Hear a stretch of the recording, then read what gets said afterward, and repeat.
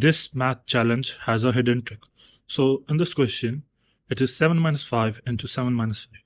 So this is how you guys solve this. Most of you guys try to solve this one.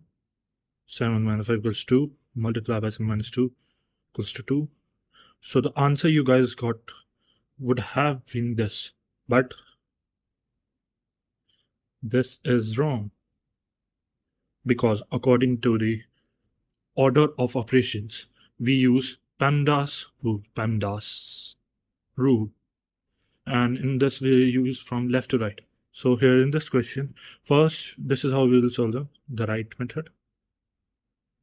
It would be 7 minus 5 into 7 minus 5. So this is how we will solve it. 7. And first we will solve this multiplication part. It would be 35 minus 5, and then according to the left to right rule, and there are two subtractions here, since we will from left to right, 7 minus 5 equals to minus 28 minus 5. So the answer that you guys would get would be minus 33. This is the right answer.